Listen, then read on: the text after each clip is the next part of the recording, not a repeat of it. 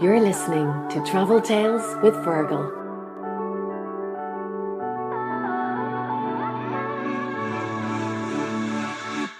I'm going to talk to him about the craic because great. Whenever we go skiing, basically each day our day gets shorter. So that's what I love, because the body can't take too much of the skiing, whereas you still want the craic. Yeah. Oh, that's brilliant. That was me telling Tara that I'm going to be bringing Sean on to have a talk about all things Après Ski. So whether it's the Gluhwein or hot chocolate to warm the hand and hearts after coming down off the mountain, there's nothing like that contented feeling when sharing stories of that day's exploits and the giddy expectation for the night ahead. The fun for Après Ski after a long day in the slopes is one of the great joys of a ski holiday. This bonus episode is an appreciation of all things Après, from the craic to the fun bars and restaurants to the great resorts for Après. This is an extended interview from the ski special with my sidekick Sean. I hope this episode conveys that giggly Après feeling. This is the perfect antidote for you if you like a good laugh. So if you find you laugh when other people are laughing, then this is the episode for you.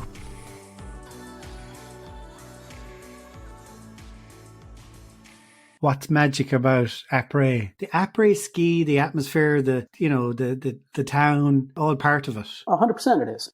They'll talk about the season. Yeah. And, so you don't need to get technical. No, I won't. That's the last thing I'm going to do. No. No. And so what so what I basically, as you know, like skiing, the social not only. Yeah. Yes, of course. Yeah, of course. Yeah, absolutely. Yeah. Sean, you're very welcome to the podcast. Before we get into talking about your favorite topic, which is Après Ski, just to get into the mood, I've got a little glass of Bailey's here to feel like we're actually on the slopes. Well, I've got a nice Merlot, so I think I'm doing good. I think I'm doing More well. importantly, off the slopes, because this podcast, this episode, the ski special, is talking about skiing. But I would believe, and I think you'd agree with me, that Après Ski and the social aspects of skiing are very much part of it, aren't they? Very much so. I think for me personally, it's the opportunity to get together with old friends, and you and I know each other since childhood, and it's an opportunity to catch up between wives and kids and work and life in general. For me personally, it's the most important part of skiing, is catching up with your friends. And I know obviously there may be an indulgence here and there, but it's great meals, good bit of laughing, and just I enjoy that. I love it. It's an escape for me, and that's really where I get the joy out of skiing, quite frankly. And actually, if you think about it, we sort of revert to our teenage selves when we're on the slopes, don't we? Yeah, tendency is that. Yes, I think the beauty of being in the fresh air and at altitude is something that gives you a certain sense of zest. And then you realize, wait a second here, I'm here with my oldest buddies and we're just going to have a good time and let's enjoy it. And the skiing becomes secondary for me. It's kind of like, all right, let's get down the mountain, no big deal. Yeah. And so what I've noticed is there's a trend when we ski, and I think people will relate to it in the Après Ski, is as the ski week goes on, we spend less and less time on the mountain. Yeah, it becomes, I noticed the fog's coming in on Wednesday, Thursday, and also you're like, oh, you know what?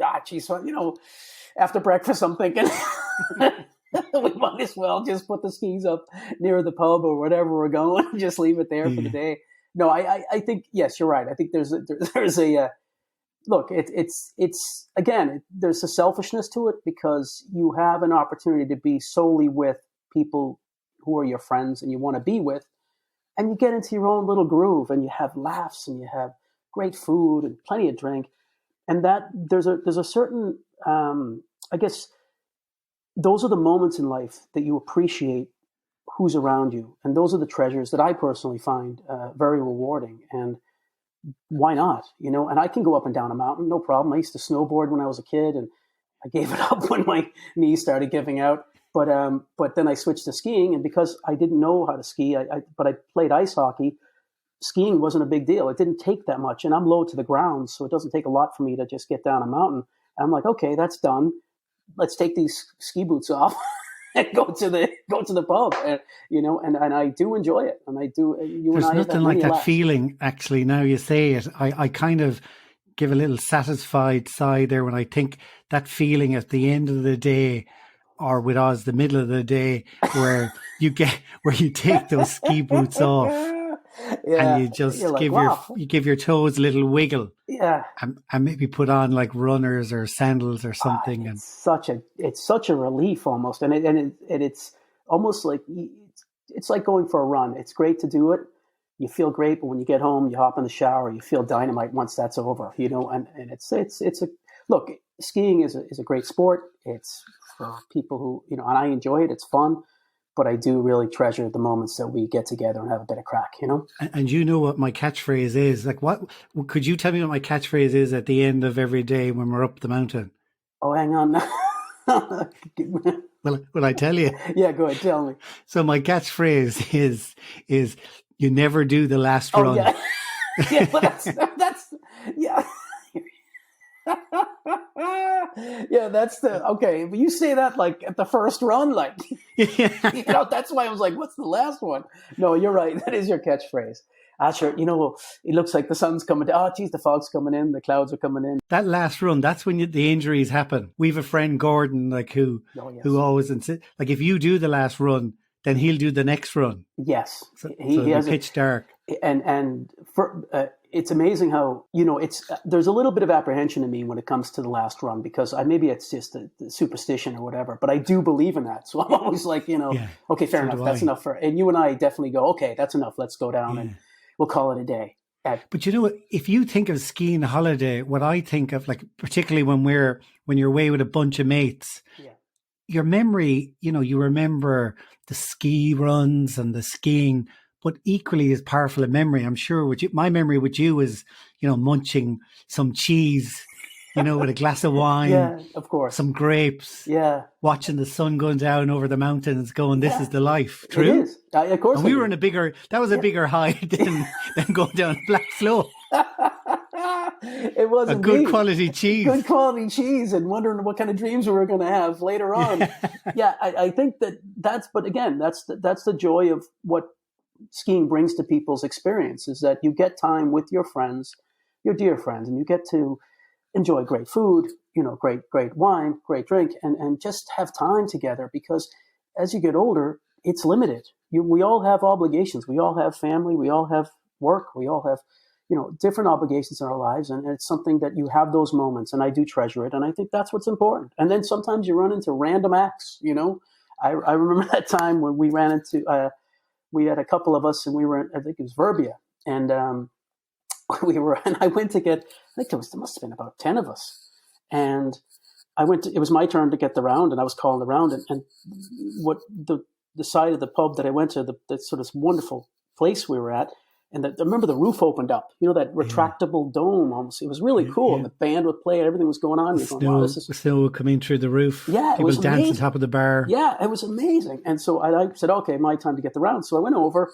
and I saw all these guys, a lot of English lads and stuff, and there was it kind of looked a bit more formal than usual. But anyways, I was going up, and I ordered my 10 pints, and I remember, I'm vertically challenged, so there was a lot of taller lads around me. And I got up to the pub and to the bar, and I said, 10 pints. And so they started to hand it back. And this young guy, which always happens, there's always somebody nice, he starts handing them back to me. And I'm looking at him going, wait a second, that guy looks really familiar. And I noticed all these other other dudes standing around, and he kept handing it back. And I said, oh, that's Prince Harry, the redhead, the tall lad. Yeah. And so he starts handing them back, and he thinks he's only giving me 2 or 3, right? So I go over and rally them back to you guys, and I come back again. There's 3 more, boom, and there's 3 more, And he's going, what? He goes, I think there's 1 more. And I says, yeah, that's mine, right? So he just goes, fair play to you, and it was just one of those moments in your life where you're going, wow. And I did notice some security people around, and his friends. And he was such a gentleman, and he was just nice. He was just a regular lad, like, it was no big deal. But it was one of those moments you're going, okay, wow, that's that Prince guy. And That was it. And that's Verbier, because I've been in that same bar where Lawrence Delalio was sitting up at the bar stool, and he had actually been in my bar like a month previously in Clownmel. Yeah. So I went up to him, and I introduced myself, and he's like, "Hey, what are you doing here?" Like, as if he knew me. I say no idea who I was, but it was pretty standard. Verbier is a pretty glitzy place, isn't it? Well, you think of Clownmel, and right there is Verbier. Yeah, exactly. I felt at home, Yeah. I think so. No, we've been to Saint Anton as well, haven't we? Yeah, yes, we have. Yeah, Saint Anton is beautiful. And I always associate there with the bar, with that last run in the day, the Moose Bar, I think it's called. Which is the biggest bar. They say that it has the most lager sales during that period in all of Europe. Really? There could be 1,000 people there. That's true. It's huge. It is huge. But the tricky part then is the skiing down afterwards, because you're halfway down the mountain. Yeah. You have a few beers, and then you got to ski back down. And that's why you have a sandwich. It's something to eat. You'll be sorted. Yeah. But I think it's the culture of it all that people realize, and I think people predominantly there's very good nature. People are out to have a good time. There's no pushing and shoving and nonsense. And like I said, at that time when I went, I got a pretty big round of pints or whatever. And those guys were just patting me on the back, passing them back. And Harry was, he was very nice. And I think at the end, he realized that I recognized who he was. And I just said to him, thanks. And he said, you're more than welcome. He was a gentleman. Yeah. And I think that's sort of the attitude that people have. And I would have done it for other people if I was in front of the bar or whatever. And I think that's the nice, attitude that people have. That you're all there to have a good time. There's no chips on shoulders that I've ever run into. And the other thing is when you think about it, the food that we've had in some of these places, it's been tremendous. It's true. Great restaurants, and it's a big. For me, it's for anybody going on a ski trip. It's an expense. It's a true holiday. But if you're going to go to that level, you might as well enjoy it. Completely. I remember one particular restaurant in Meerhofen. We got a recommendation from the Bannon Tea in the house we were staying in, and we trudged ended up going through snow, practically up into a forest in the edge of town to this, log cabin. And we arrived in. All the dead animals on the walls and everything. Exactly. Like, are we going to be next? It was a real McCoy. We had our own room. Do you remember that? Yeah, it was fabulous. And maybe it was just the fact that we had to trudge through the snow. But that, I would say, was probably the nicest meal I ever had. I had venison, and I'll never forget it. And the red wine. It was tremendous. It was tremendous. Yeah. And I think you're right. I think the authenticity of having to literally chop through the snow and get there, and the effort to take it. And then we got there, and there was so many animals' heads on the walls and stuff. I was getting a bit nervous, and I said, "Wait a second, no!" But it was one of the best meals I've ever had in my life. It was absolutely amazing, and we had our own room, and it was a banquet. It was like a Viking thing, exactly. And Austria is very much like that, isn't it? Austria versus. Oh yeah, what was that place in Austria we went to with Kitzbühel? Were you in Kitzbühel? Remember the they were dancing on the tables and all. My buddy from Boston flew over for that weekend. Oh, was that okay? Was that Kitzbühel? Was it? Yeah. Or do you remember that? Was it? Patrick Reardon flew over for the weekend, literally from Boston for the weekend, and wasn't that Kitzbühel? Yeah. I'm trying to think. Was that the one where the guys were opening the champagne with swords? Singing, and all the Austrian guys were singing the songs, and they were the Oompa Oompa songs, and we were like, okay, this is how they march across Europe. And what did Patrick think of it then, being American? He loved it. He thought it was, well, first of all, he just, fair play to him for making it over just for the weekend, but he thought he thought the sociability of what we were doing was much more. He said that in America it was much more about how many runs did you do? Yeah. What difficulties? It was a much more competitive in a way, and maybe just amongst his buddies that's the way they do it. And for us, it was much more sociable. And he loved that because he's a great skier. Yeah. And when we were the Austrians started singing all those songs, which is great. It adds to I'm sure it's for people that come to Ireland and they hear us in a pub and we start kicking off and singing songs and having a bit of crack. And if you're visiting, that's what it feels like. And it's a good feeling because then you feel like you can enjoy it and there's a bit of fun going on, you know. That's the good thing. Actually, that's what I felt like. I felt like we were observers, that we were sitting watching other people having a party. And I love that. Yes. I enjoy that as much as being in the party.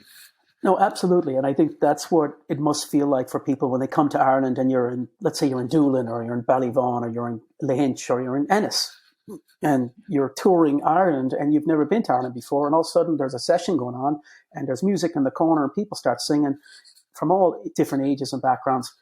And you're looking at that going, wow, this is amazing. You know, and that's our culture. And that's what we bring to the human experience as a culture. And it was wonderful to be in these places and to see that authenticity. You know, it was wonderful. It was really nice. And I like to think that we bring that to the ski slopes as well.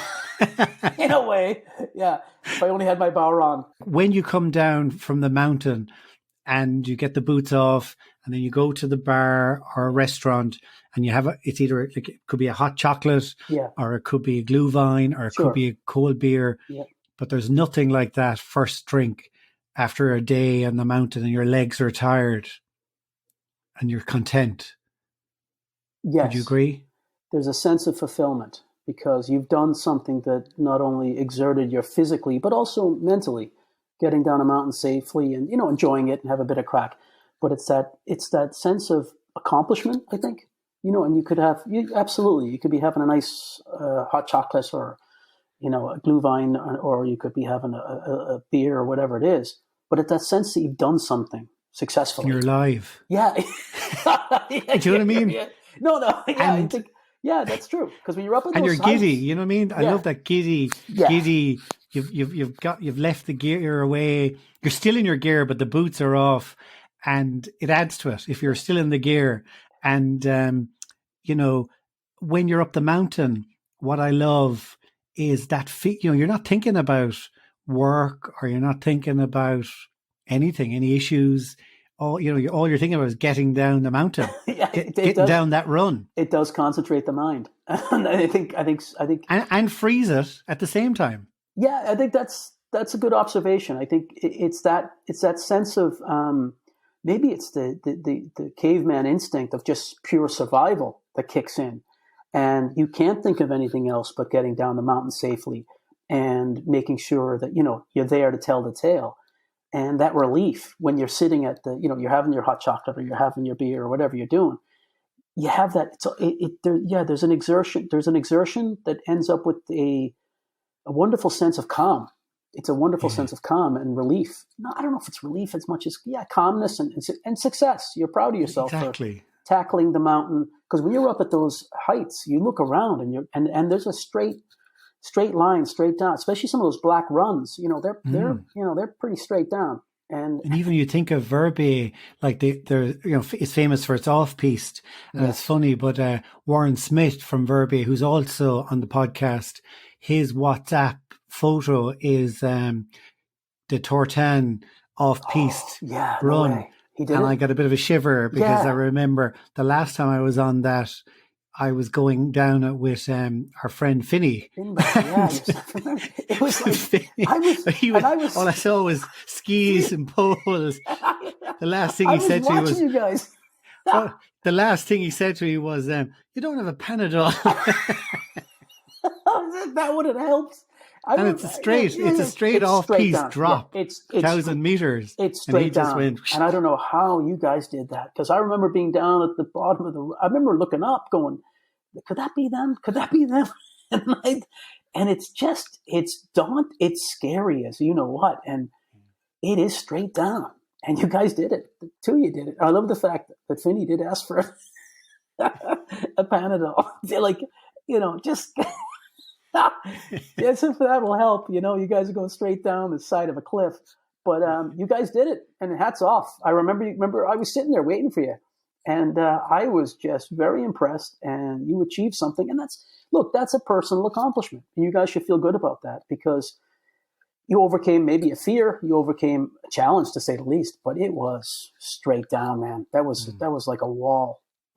The next time that we do manage to get onto the slopes, whenever that is, I can't wait for just a gentle, say, a run like in Nice easy Morzine or Léger or something, a gentle run. Yeah.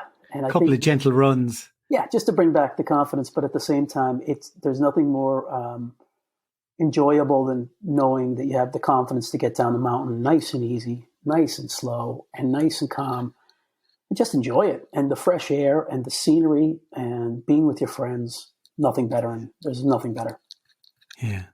And I have to say, Léger, what I particularly love about there is when you're coming down, there's a lot of trees. Yeah. You know, like say in Verbier, it's quite bare.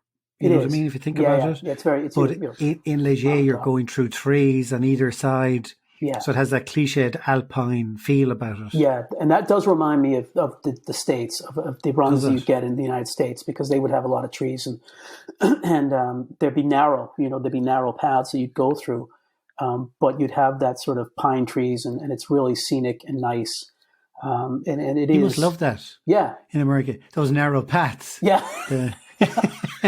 I think that's looking over a cliff edge on a narrow path is one of my biggest fears.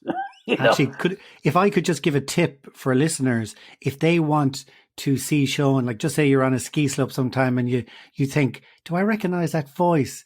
If you hear like an Irish American cursing, going through one of these narrow paths, that's a good chance it's Sean. Yeah, I believe that that you can manage your rage during these sessions, but it's sometimes and that's the challenge of skiing too, is you're challenging yourself and you're dealing with your fears, and I would be, and that's that sense of fulfillment that you talked about earlier, is that when you get down to the bottom and you sit there with your friends and you take the boots off and your feet are nice and comfy and you're having that hot chocolate or that glass of beer or whatever, you just feel you've accomplished something, which is a wonderful feeling, So my last question for you is, when you do that, you because normally when you're going down the mountain, it is paths towards the end. It is quite narrow often, and it's hard going and it can be icy. So when you do get down that mountain, have you ever had a hot chocolate? No, never. No. You keep mentioning hot chocolate. I have. I don't ever remember you drinking hot chocolate. No, I just think in the morning I'd like to do it, but that never comes around. That never happens. So it's my intention. It's definitely I have good intentions to go. I'd like to see what it tastes like. That's all. Yeah. I remember, just to finish up, our last time skiing, it was our last day skiing, and we went up the mountain and a kind of a fog was coming down. And this was like 10 or 11. And we were like, no, not happening. Too dangerous. You don't want to do the first run of the day. So we went straight back down the mountain and into a restaurant for lunch. And then just as we're ordering our wine and our food, the clouds, the mist starts to disappear and the mountain starts to clear up. And I'm looking up the mountain and I go to you, Jesus, I think it's okay now to go skiing. You're like, no. Above eye level, it's still fog up there. Yeah, you don't want to risk it. That's why we're here to tell the tale. That's why we're here to tell the tale, because we made a wise choice. You listen to my advice. Don't do the last run of the day. Exactly. Or on your last day, the first run. Yeah. Potentially. That's my new version. That potentially could be an option. That's correct. I would ask if you could please subscribe to Apple Podcast so a new episode will appear in your library every week. I would also really appreciate if you could leave a rating and a review, as it helps others to discover this podcast. To find out who's on every Tuesday, please follow me on Instagram and Facebook at Travel Tales with Fergal. Stay safe and keep dreaming of future travels. Travel Tales with Fergal.